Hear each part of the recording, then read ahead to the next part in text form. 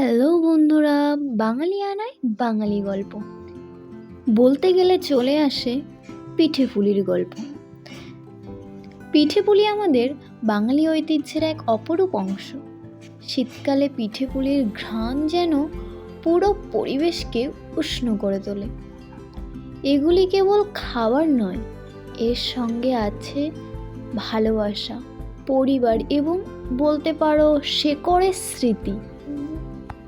পিঠে পুলি আমাদের সংস্কৃতি ঐতিহ্যের একটি মিষ্টি পরিচয়।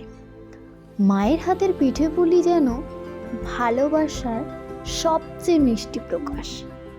শীতকাল পিঠে পুলির মরশুম বলা যায়, যেখানে পরিবার একত্রে বসে সুখের মুহূর্ত উপভোগ করে।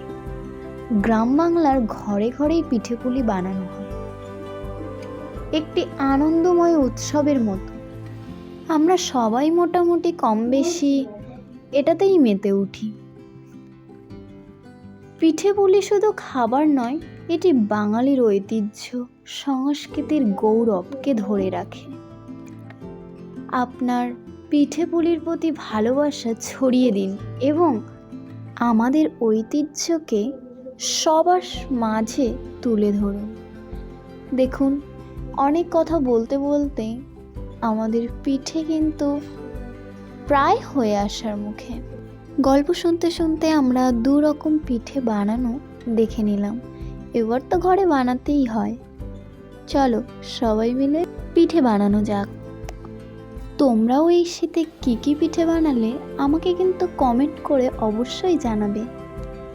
আর এই রকম আরও ভালো ভিডিও দেখার জন্য আমার চ্যানেলটিকে সাবস্ক্রাইব করে রাখুন। তো এই পিঠে বানানো হচ্ছিল রাতে, তো পিঠে খেলেই কি রাতে পেট ভরবে? ভাতও তো খেতে হবে বা ভারী কিছু খেতে হবে, শুধু পিঠে তো খাওয়া যায়। আর এই ভিডিওতে তোমরা যাদের দেখতে পাচ্ছ সেটা হলো আমার দিদির শাশুড়ি এবং দিদির মেয়ে। তো আজকে রাতের ডিনারে আমাদের এগুলোই ছিল, সাথে পিঠে পুলি। বাই, দেখা হবে পরের কোনো ভিডিওয়ে।